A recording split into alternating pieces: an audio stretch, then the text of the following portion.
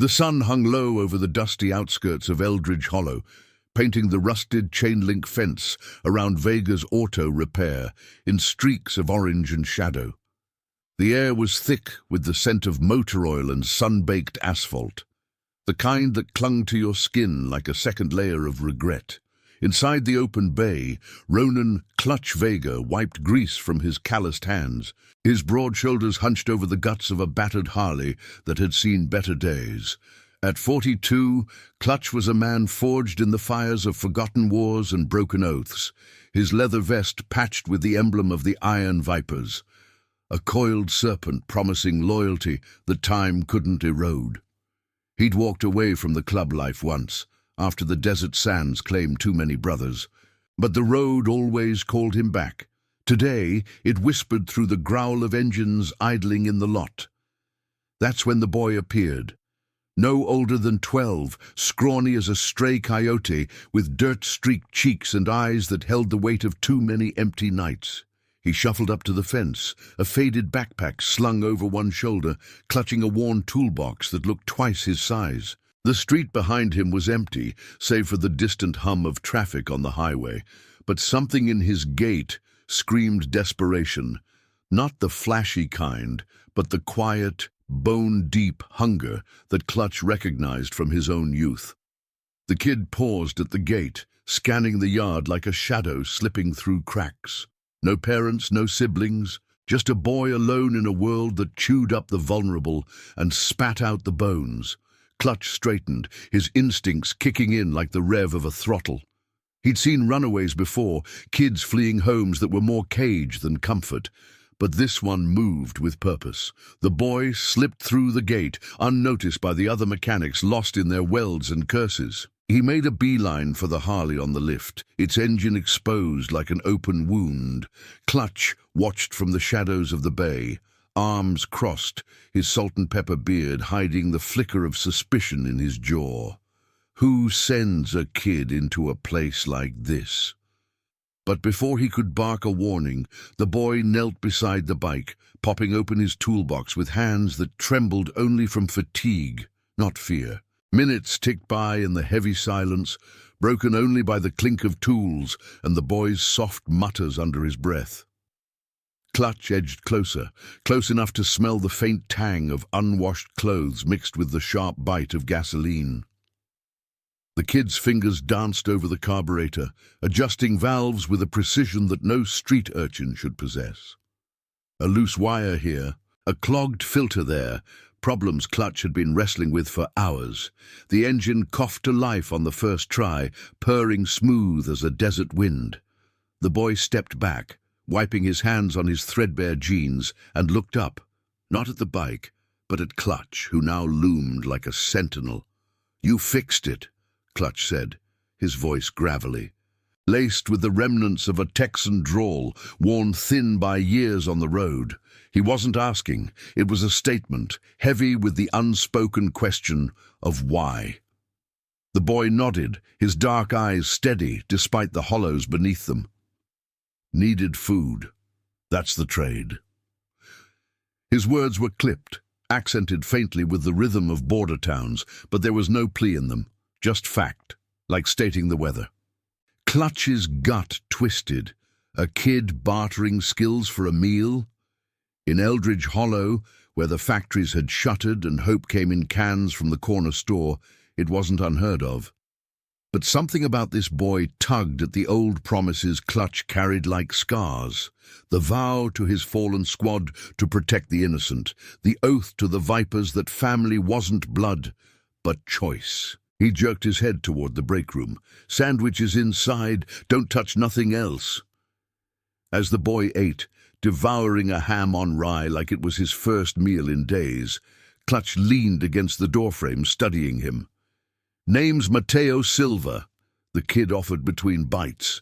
No last name details, no flood of backstory, just Mateo, with hands that knew engines better than most grease monkeys twice his age.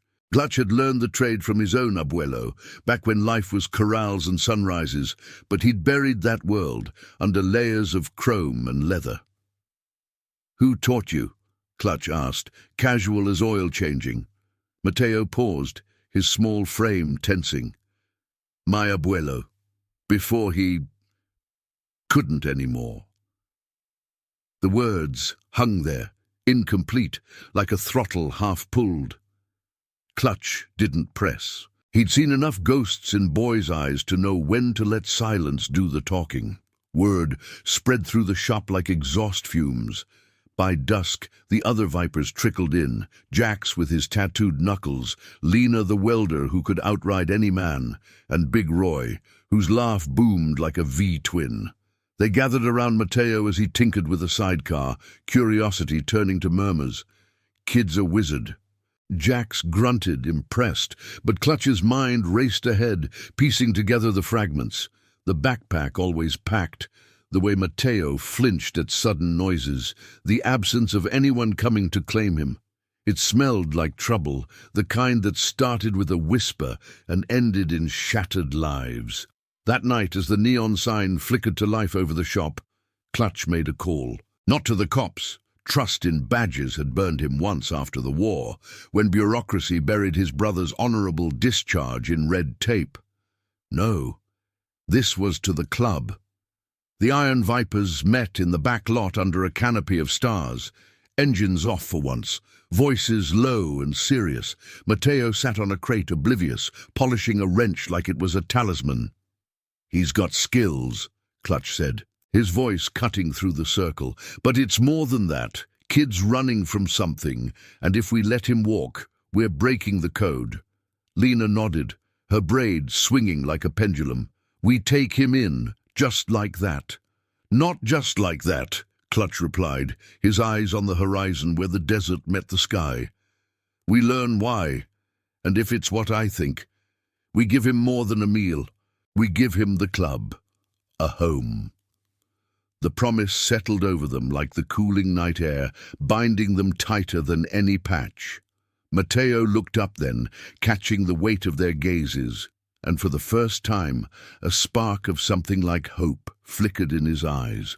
But shadows lingered, questions unanswered, and Clutch knew the road ahead would test every vow they'd ever made. The engine he'd fixed wasn't the only thing roaring back to life that day.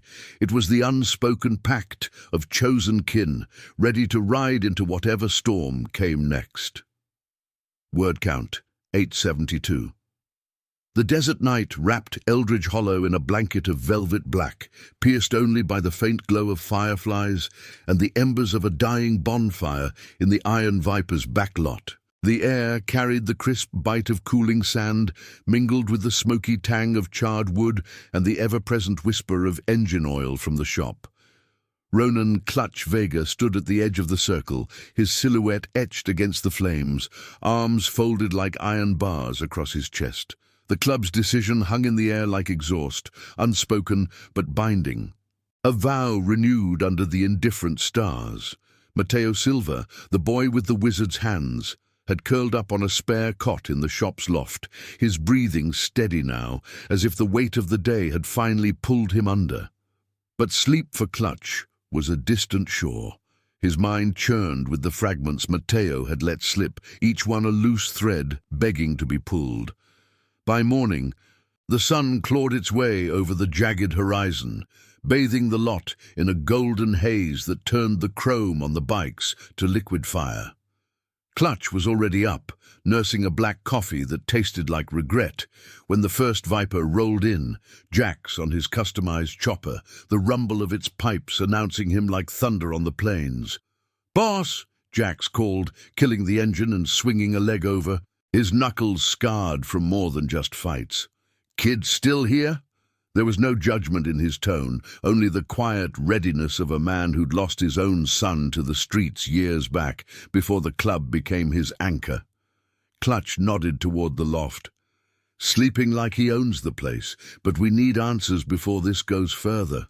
He glanced at the backpack Mateo had left by the cot.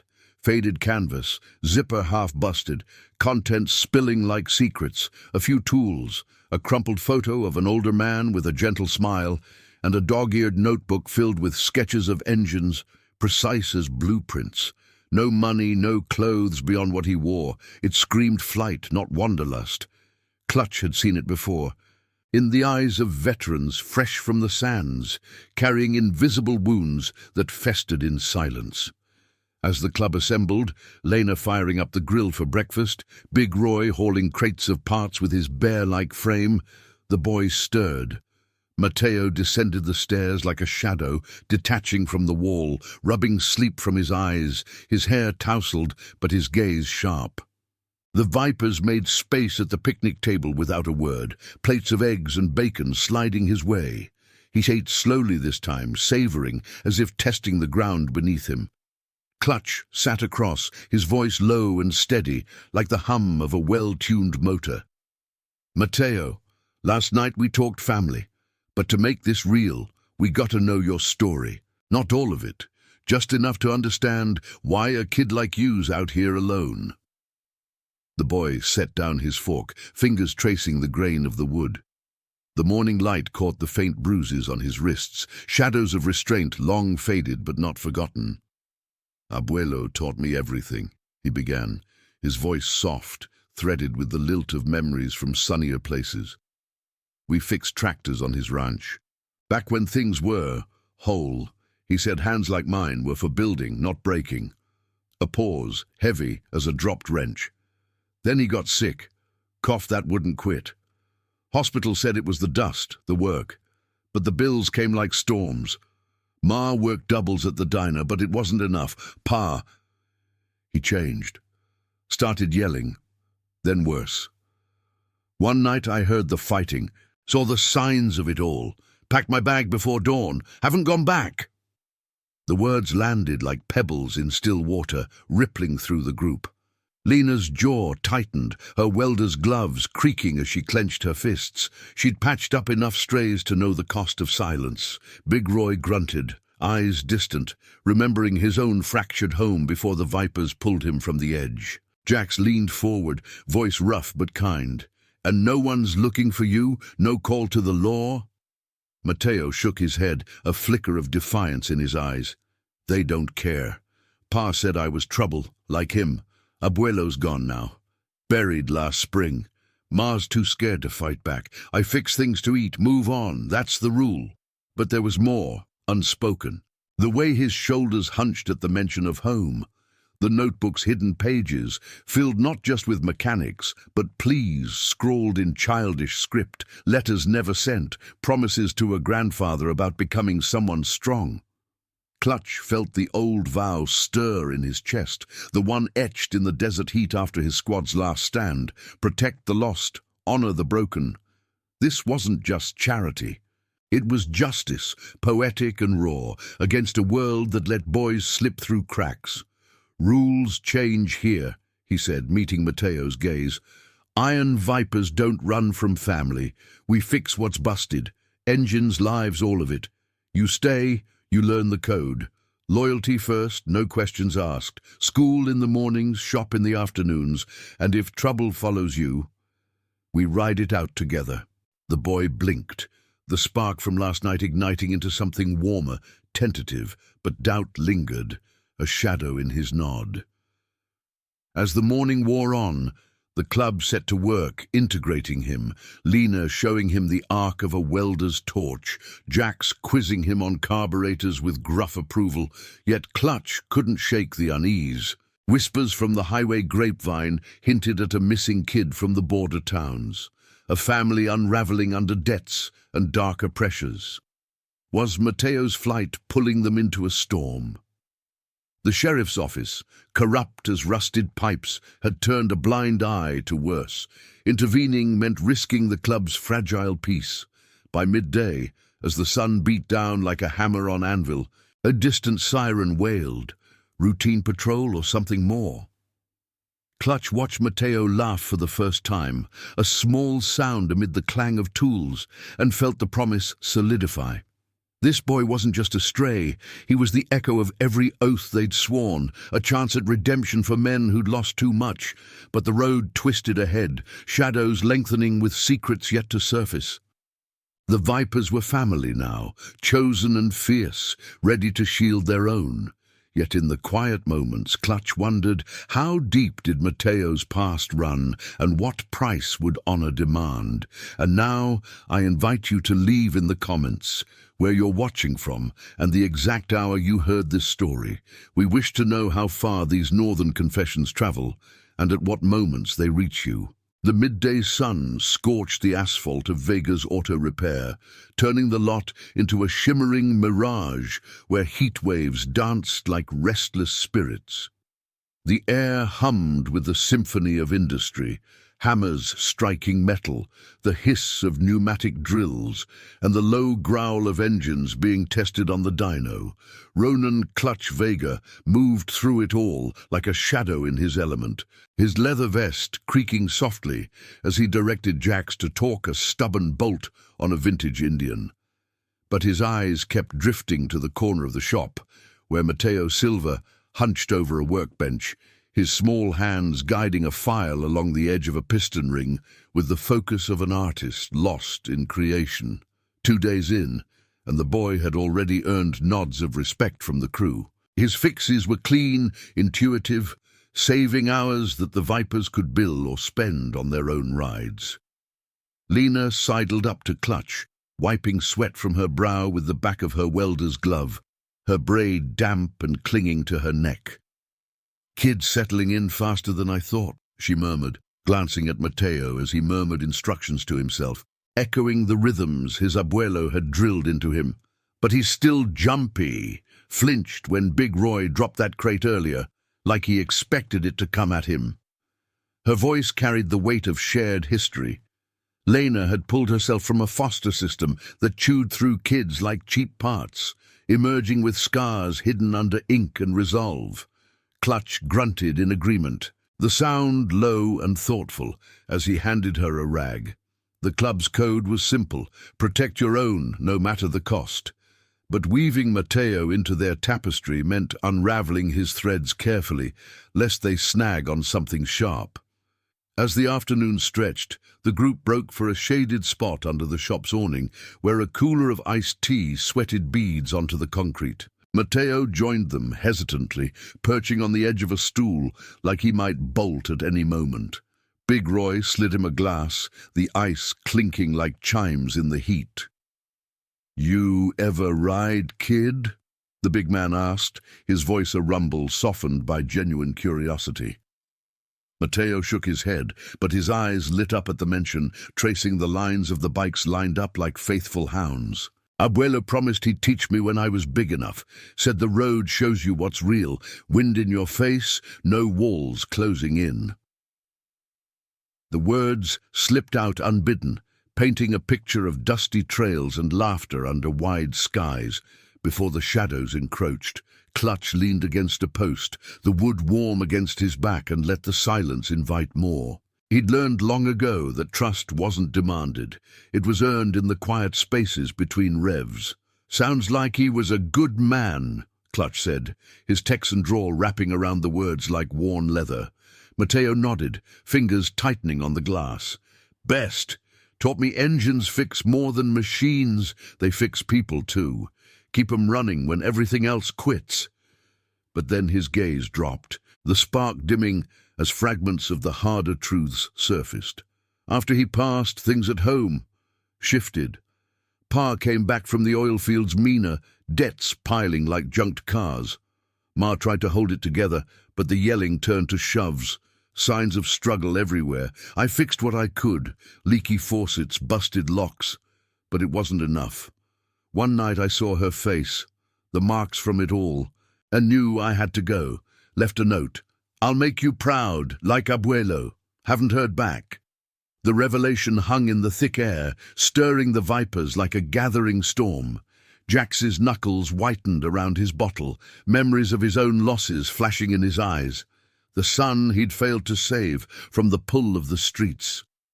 Lena reached over, squeezing Mateo's shoulder gently, her touch a bridge across the chasm of isolation. "You did what you had to, kid.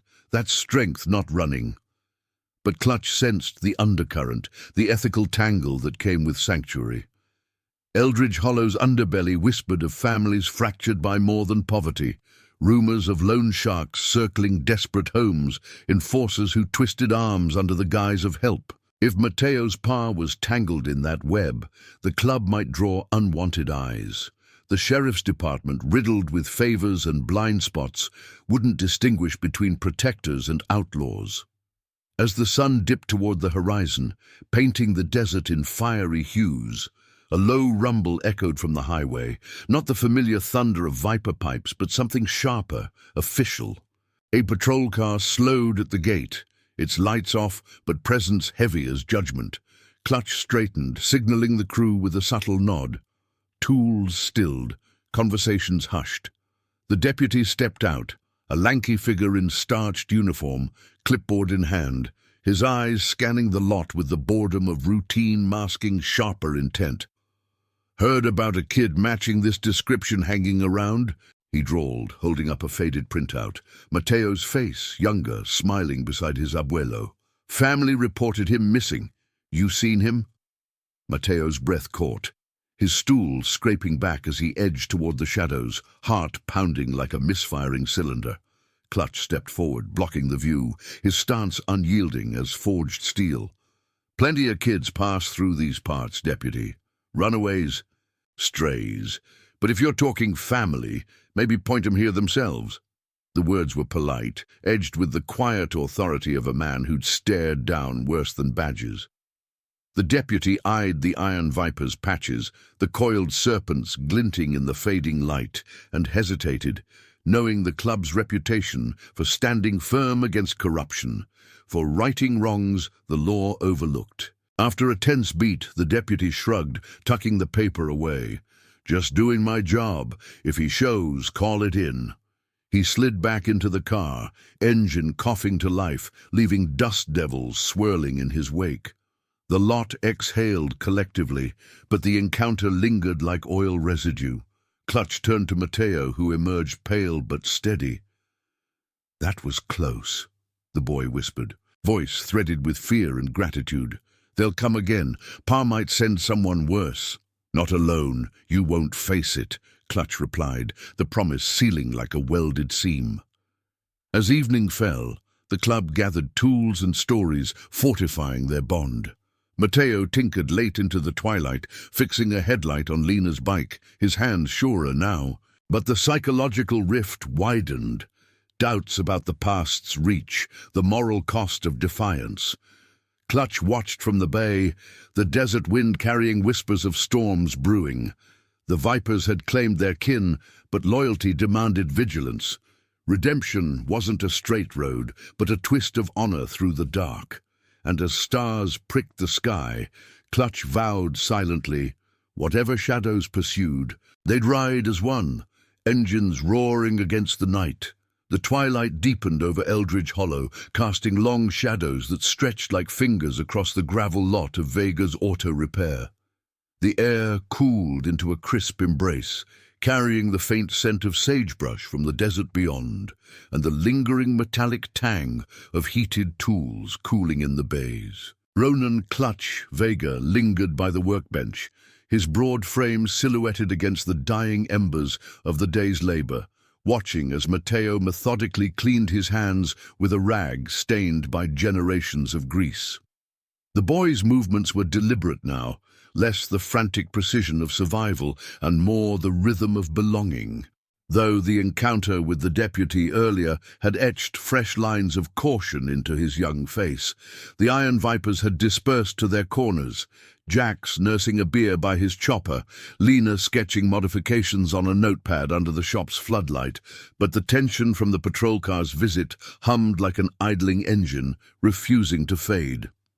Clutch approached, his boots crunching softly on the gravel, and placed a hand on the bench near Mateo, not quite touching, but close enough to convey the solidity of the club's vow.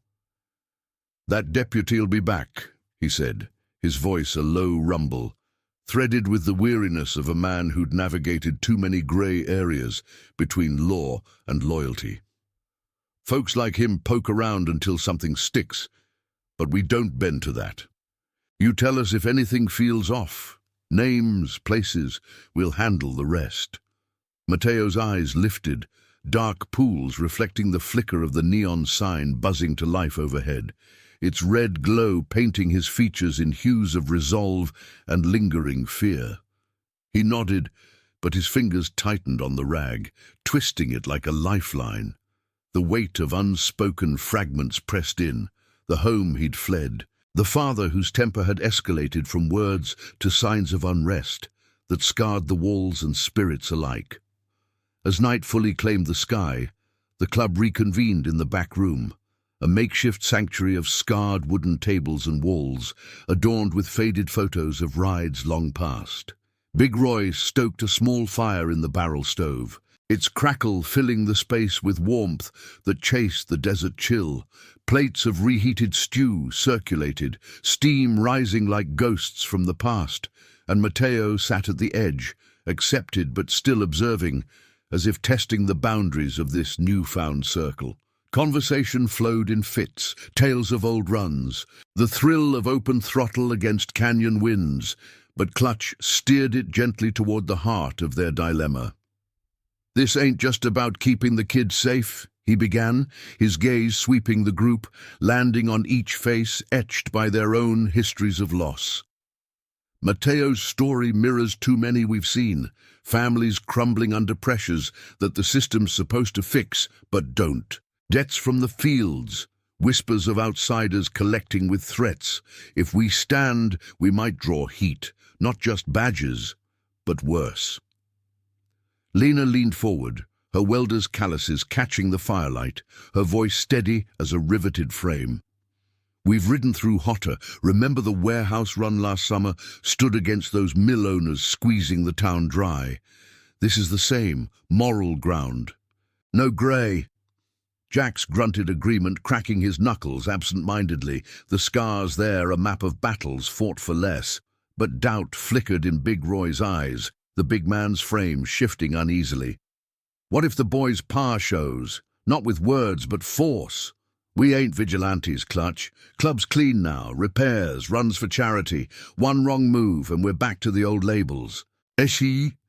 The ethical rift widened, a psychological chasm where loyalty clashed with caution, the promise of chosen family tested against the shadows of consequence. Matteo listened, silent, his small form absorbing the debate like a sponge, the fire's glow highlighting the faint tension in his jaw. Clutch felt the old scars pull, the desert oaths to brothers lost, the redemption he'd sought in the Vipers after war's hollow victories. This boy, with his engineer's touch and grandfather's legacy, embodied the innocence they'd all sworn to shield.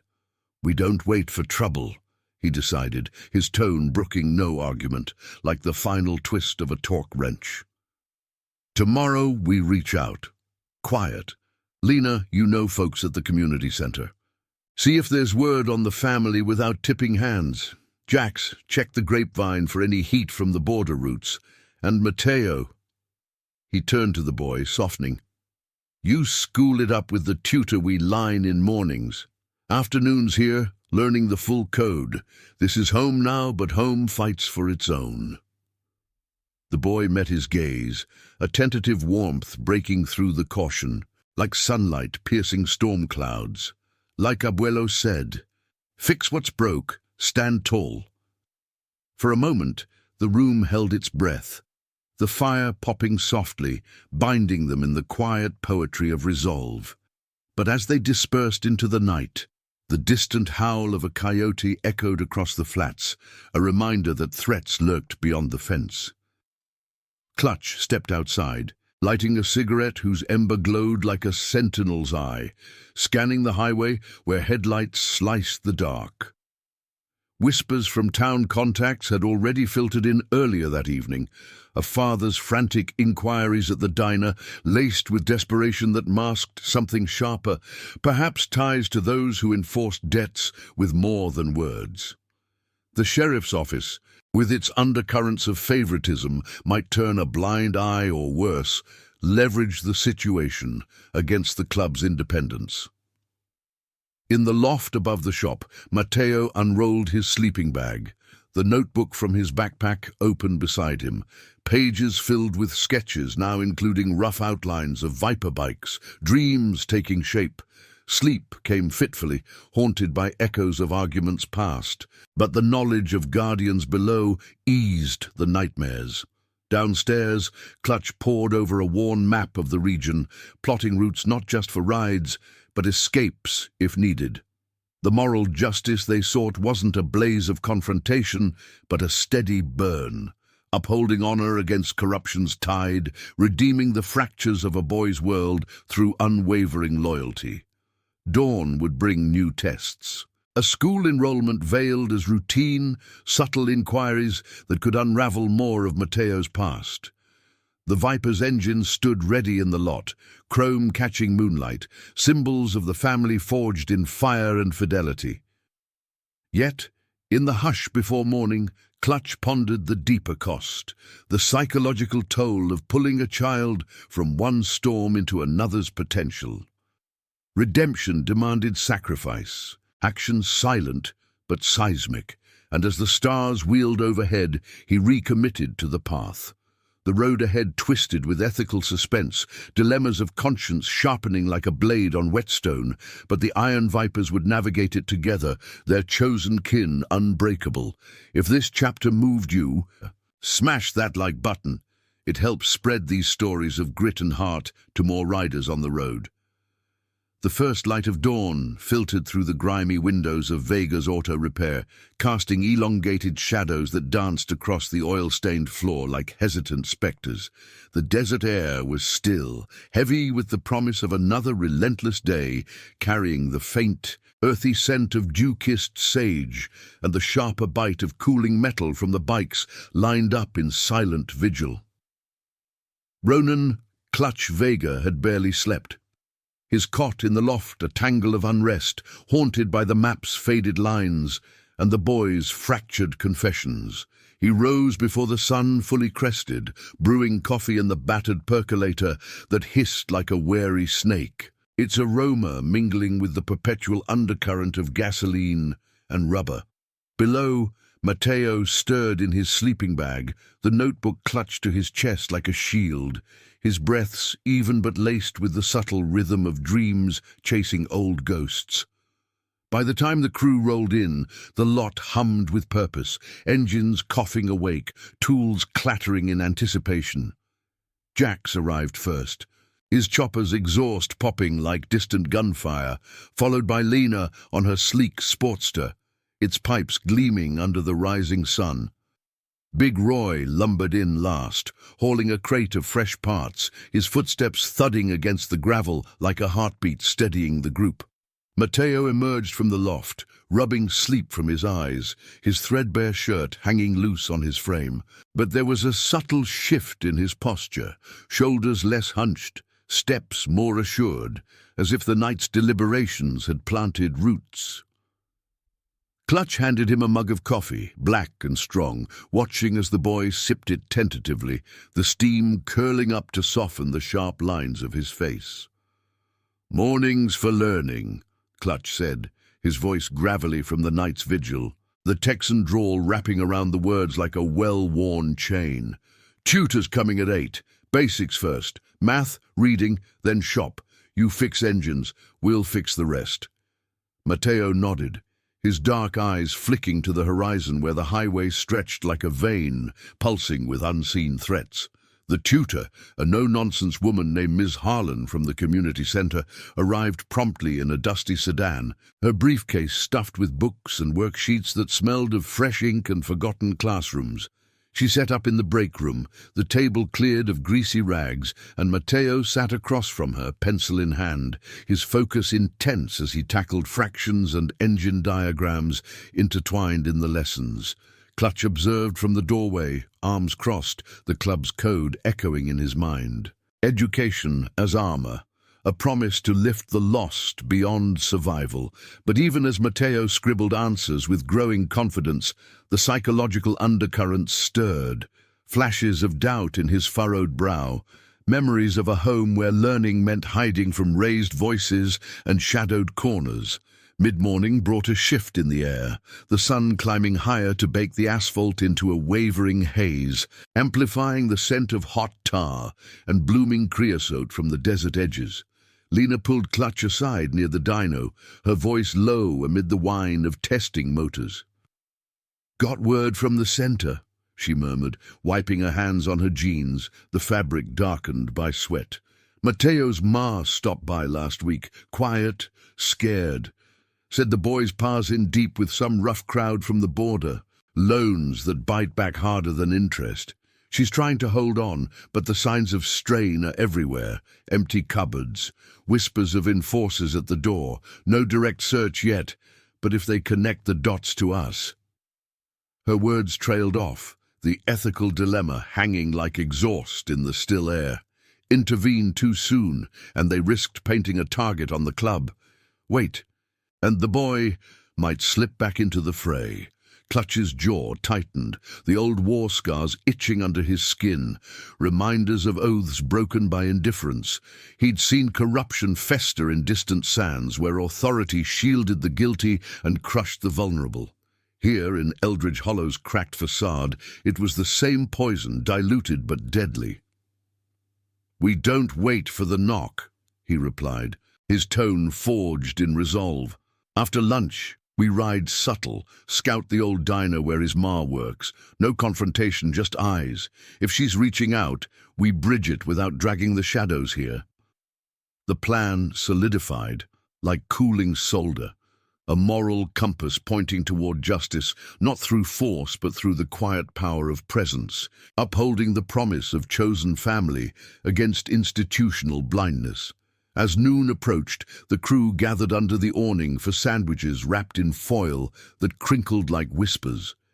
Mateo joined them, fresh from his lesson, a faint smile cracking when Jax quizzed him on talk specs over bites of roast beef. "You're a natural, kid," Jax said, clapping him lightly on the back, the gesture careful, brotherly. But the levity fractured when a low rumble echoed from the highway, not the familiar viper thunder, but a convoy of pickups, dust clouds billowing in their wake like angry spirits. They slowed at the fence, engines idling rough, and out stepped three men, rough-hewn, leathered by sun and vice, their eyes scanning the lot with predatory intent. At the lead was a stocky figure with a salt-streaked beard, his flannel shirt straining over a belly hardened by labor and liquor.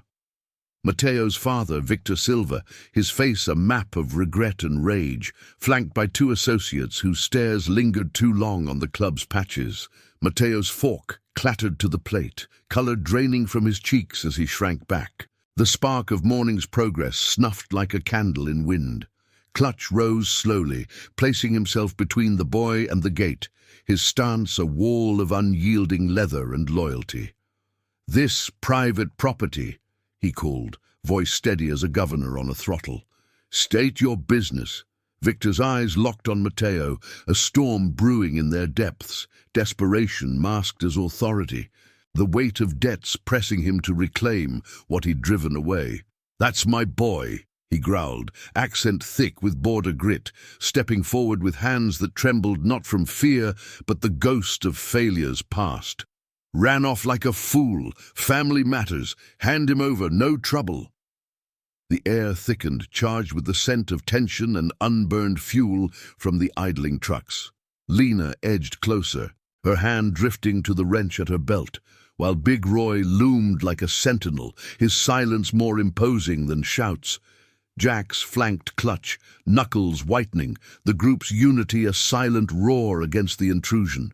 Mateo whispered from behind, voice barely audible over the pounding of his heart.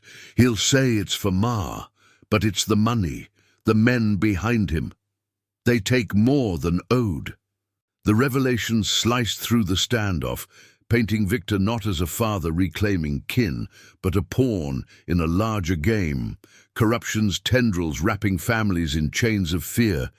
Clutch met Victor's gaze, the moral crossroads sharp as a switchblade. Return the boy to a fractured home, or stand as the barrier against the tide. "Family's more than blood," he said. words carrying the poetry of hard-won wisdom. Boy's chosen his. You want him, go through us. But think on why he's here, fixing what's broke, not hiding from it. Victor hesitated, the associates shifting uneasily, their bravado cracking under the weight of the Viper's unblinking resolve. After a taut eternity, he spat on the gravel, turning back to his truck. "This ain't over," he muttered, engines revving as they peeled away, leaving a swirl of dust that settled like an omen. The lot exhaled, but the encounter lingered, etching deeper lines of vigilance. Mateo trembled in Clutch's shadow, gratitude mingling with the ache of fractured ties. As afternoon waned, the club closed ranks, tutor extended, lessons blending with shop talk, fortifying the boy's world with threads of normalcy. Yet the psychological suspense coiled tighter. Victor's retreat was temporary, the enforcer's shadows lengthening. Clutch watched the horizon, the sun dipping low to gild the desert in amber, recommitting to the vow. Redemption wove through sacrifice, loyalty an engine driving them forward, actions quiet but profound. The Iron Vipers had claimed their own. Now they would defend the promise, engines ready to roar when the storm broke fully. The evening shadows lengthened across the lot of Vega's auto repair, swallowing the last glints of sunset in a hush that felt too fragile, like the pause before a storm's first rumble. The air cooled rapidly, carrying the sharp tang of creosote from the desert flats and the fading warmth of sun-baked gravel underfoot. Ronan Clutch Vega stood at the fence line, his silhouette rigid against the encroaching dusk, eyes fixed on the highway where Victor's dust trail had long dissipated. The confrontation had left an invisible scar on the club, a raw edge to their unity, sharpening the resolve that bound the Iron Vipers like the links of a chain drive. Inside the shop, the clatter of tools had stilled, replaced by the soft murmur of voices as the crew processed the day's intrusion, their loyalty tested but unbroken. Mateo hovered near the workbench, his small hands idle for once, tracing invisible patterns on the scarred wood as if mapping an escape route in his mind. The color had returned to his cheeks, but his gaze darted to the gate every few seconds, the psychological weight of his father's arrival pressing like a faulty valve, threatening to stall the tentative progress he'd made. Clutch approached, his boots deliberate on the concrete, and crouched to the boy's level, the scent of leather and motor oil clinging to him like a second skin. "That wasn't family out there," he said, voice low and steady. "The Texan cadence, an anchor in the uncertainty. That was debt calling in, but here we pay our own way, clean, no strings." Mateo's nod was slight, but his eyes held a flicker of the grandfather's fire, the promise of building something enduring amid the ruins. As night fully draped the hollow, the club gathered in the back room, the barrel stove's fire casting flickering shadows that danced like uneasy spectres on the walls.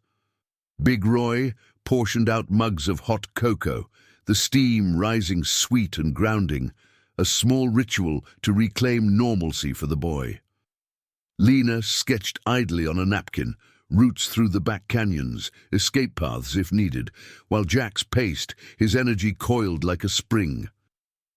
"Victor's tied to the border crew," he muttered, drawing from whispers he'd gleaned on his afternoon scout. "Not just loans, they're the kind that collect with threats, leaving marks that don't show on skin. If they push, it's not badges we'll face, it's shadows with no code."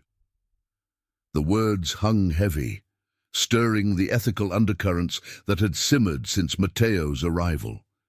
Intervene in the family's fracture, and the Vipers risked their hard-won legitimacy. Ignore it, and they betrayed the vow to shield the vulnerable from corruption's grasp. Clutch absorbed it all, his mind turning like gears in a transmission, weighing the moral poetry of their stand. He'd carried similar burdens from the war, promises to brothers to watch each other's backs, only to see them swallowed by bureaucracy and indifference. This was redemption's forge, not blazing confrontation, but the quiet steel of loyalty against a system that favored the strong over the silent. "We don't strike first," he decided, his tone brooking the fire's crackle, "but we prepare. Lena, line up that contact at the center. Get eyes on Mateo's ma without a trace. Jax, reinforce the perimeter. No uninvited rides get close. And tomorrow, we talk to the boy full, every thread. Knowledge is our throttle." The group murmured assent, the fire's warmth binding them tighter, a chosen family forged in the crucible of shared scars. Mateo listened from his perch on a crate, the cocoa mug warming his palms, the sweetness a rare contrast to the bitterness of his past. For the first time, he spoke unprompted, voice threading through the tension like a fine wire.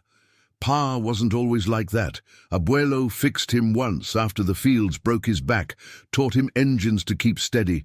But the debts, they twist people. Ma sent me away that night, whispered, 'Go find strong hands.' I thought she meant alone." The confession rippled outward, humanizing the intruder, adding layers to the justice they sought, not vengeance, but a poetic unraveling of the chains that bound the innocent. Lena reached over, her touch brief but affirming, while Big Roy's nod carried the weight of his own redeemed path from a life of aimless brawls. Sleep came in fragments that night, the desert wind whispering through the shop's vents like uneasy warnings. Glutch patrolled the lot under a canopy of stars, the chrome of the bikes catching moonlight in silver flashes, sentinels against the dark. Dawn broke with a vengeance, the sun igniting the horizon in a blaze of gold and crimson, the air alive with the chirp of waking birds and the distant hum of early traffic. The crew assembled before the heat peaked, Mateo at the center now, helping Jax check tire pressures with hands that moved with growing assurance. The tutor arrived, her lessons weaving math with mechanics, calculating gear ratios, graphing torque curves, turning education into a bridge toward the boy's latent potential.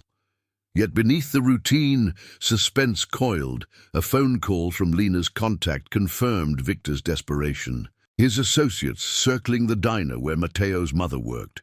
Their presence a veiled threat that hinted at deeper entanglements, perhaps falsified claims to leverage the boy as collateral.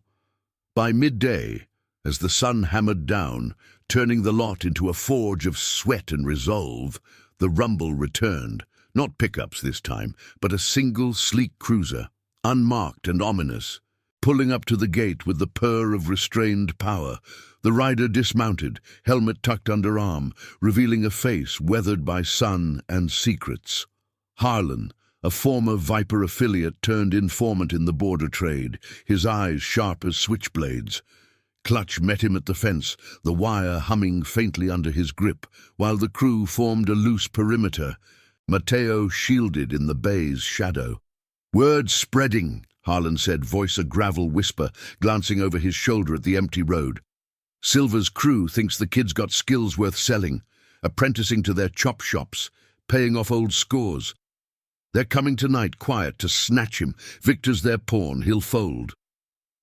The revelation struck like a backfire, igniting the psychological rift wider, loyalty demanding action, conscience wrestling with the cost of escalation. Clutch's pulse steadied, the old war instinct surfacing. Protect the flank, honor the oath.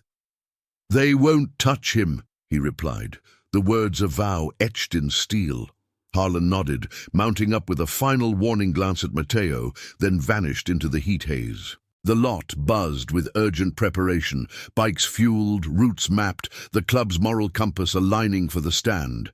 Mateo emerged, face pale but set, clutching his notebook like a talisman. "I can help," he insisted, voice gaining strength. "Fix a trap in the wiring, stall their rides if they come." Clutch placed a hand on his shoulder, the gesture sealing the pact. Redemption, flowing through the lineage of teacher to taught. As afternoon waned, the desert winds picked up, stirring dust devils that swirled like omens across the flats. The Vipers stood ready, engines idling low, the scent of gasoline mingling with anticipation's edge. This was the heart of their code, silent actions, birthing profound consequences. Justice, woven from threads of unyielding honor. Shadows lengthened, the psychological tension building to a fever pitch, dilemmas sharpening into clarity. Clutch watched the horizon, the promise to his fallen brothers, and now to this boy, burning bright. Whatever enforcers emerged from the twilight, the Iron Vipers would ride as one, their chosen family a bulwark against the encroaching night.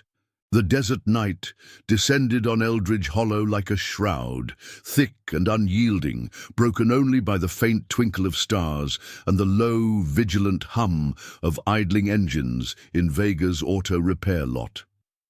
The air was alive with tension, carrying the dry rasp of wind through chain-link fences and the acrid bite of exhaust, mingling with the earthy whisper of creosote bushes stirring in the breeze. Ronan Clutch Vega stood at the heart of the formation, his broad frame a pillar amid the circle of Iron Vipers, their bikes arrayed like armored guardians under the moon's pale gaze. Jax flanked him on the left, knuckles wrapped around his handlebars, eyes scanning the shadowed highway. Lena to the right, her welder's precision now turned to the glint of a concealed tool at her hip. Big Roy loomed at the rear, a mountain of quiet strength, while Mateo crouched in the shop's bay, his small hands steady on a makeshift rig. A clever reroute of the lot's electrical lines, designed to stall any intruding engines with a silent surge. The boy's face was set in determination, the flicker of fear tempered by the club's unshakable vow, his grandfather's lessons echoing in every twist of wire. Hours ticked by in suspenseful silence, the psychological strain etching deeper lines on Clutch's weathered face, his mind replaying the fragments of Mateo's past like a faulty reel. The abuelo's patient hands over carburetors, the escalating shadows of a home fractured by debts and desperation. Victor's rage as a symptom of corruption's deeper rot. This wasn't just defense, it was the culmination of promises old and new, the desert oaths to fallen brothers, the Iron Viper's code of chosen family rising against a world that let the vulnerable be bartered like spare parts.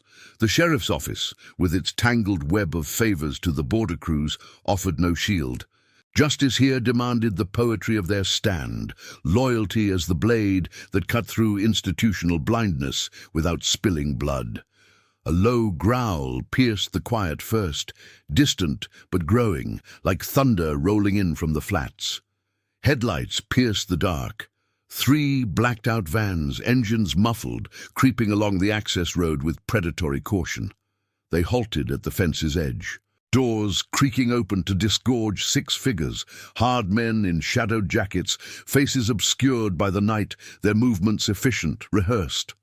Victor trailed at the rear, his silhouette hesitant, the weight of his choices bowing his shoulders. No words passed. They advanced like wolves, scenting weakness, tools glinting, crowbars, zip ties, aimed at snatching the boy for the chop shops that thrived on stolen skills and silenced futures. Mateo's breath hitched from his hiding spot, but he held, fingers hovering over the switch, the club's quiet signals guiding him. Wait, watch, trust. Clutch raised a hand, the gesture rippling through the Vipers like a shared pulse.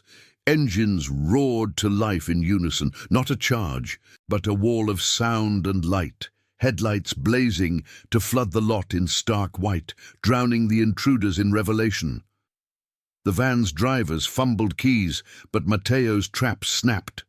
A subtle overload that choked their ignitions, leaving them sputtering and dead in the gravel. Panic flickered in the enforcer's eyes as the Vipers advanced slowly, a phalanx of chrome and leather, unyielding but measured, their presence a thunder without violence.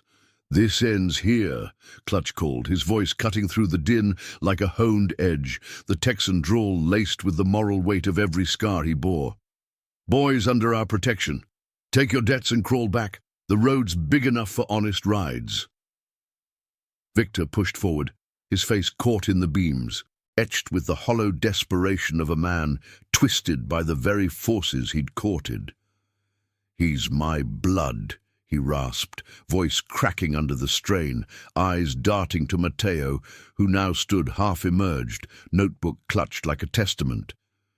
"They'll kill us all if I don't bring him. Skills for the shops. Pay the score." The confession hung raw, humanizing the pawn in corruption's game. The enforcers shifting uneasily as the Vipers closed ranks, Lena's steady gaze and Jax's coiled readiness a silent deterrent. Big Roy's shadow alone gave one thug pause, the big man's quiet rumble underscoring the futility. "Walk away. Families earned, not stolen." The standoff stretched, ethical tension coiling like a spring, confrontation teetering on the edge of escalation, conscience demanding a path beyond fists or fire. Clutch stepped closer to Victor, close enough to see the tremor in his hands, the ghosts of better days when Abuelo's lessons might have steered him true. "You taught him wrong, letting shadows call the shots," Clutch said, words weaving redemption's thread. "But blood don't own him. Let him choose." Matteo's voice broke the hush then, small but clear, carrying across the lot like a spark in the dark. "Go home, Pa. Fix Ma first, like Abuelo would." The words struck Victor like a misfired piston, his resolve crumbling, tears carving tracks through the dust on his cheeks. The enforcers, sensing the shift, muttered retreats, piling into the stalled vans with curses and glares. Engines finally coughing alive as they fled into the night, tails between legs. Victor lingered, the van's taillights fading like dying embers, his gaze locking with Matteo's in a moment of fractured reconciliation. I'll try," he whispered, the promise fragile but real, a seed planted in the soil of loss. He turned away, vanishing into the shadows, leaving the lot to exhale in collective relief. The Vipers encircled Matteo, hands on shoulders, the boy's tension easing into a tentative smile, the weight of flight lifting like morning mist. Clutch knelt, meeting his eyes. "You fixed more than wires tonight, kid. You fixed us, reminded what the code's for." Dawn crept over the horizon then, gilding the bikes in soft gold. The desert awakening, with the chirp of birds and the first blush of light on chrome. In the weeks that followed, the threads wove tighter. School became routine. Matteo's sketches evolving into full designs shared around the workbench, his laughter mingling with the clang of tools. Victor surfaced sporadically. Tentative visits at the gate, progress marked by cleaner hands and softer words. The club's quiet guidance steering him toward amends without judgment. Lena's contacts at the center bridged to Matteo's mother, whispers turning to cautious reunions, the family's fractures mending under the sun of chosen support. No badges came knocking. The border crews slunk away, their reach blunted by the Viper's unyielding light. Redemption bloomed in the ordinary. The roar of group rides where Matteo perched behind Clutch, wind whipping his hair, the promise of honor enduring like the hum of a true engine. Clutch watched it all from the bay, the scars of his past softer now, the old war vows fulfilled in this patchwork kin. The Iron Vipers weren't saviors in capes, but guardians in leather. Their actions silent ripples birthing waves of justice against cynicism's tide. Matteo, once astray with a toolbox, now stood tall, hands dirty with purpose, the legacy of Abuelo alive in every turn of a wrench. The road stretched endless, but they rode it together, family forged in fire, loyalty the fuel that carried them home. Thank you for riding this journey with us. If these tales of grit, heart and unbreakable bonds touched you, hit that subscribe button and join the crew. More stories of redemption on the horizon.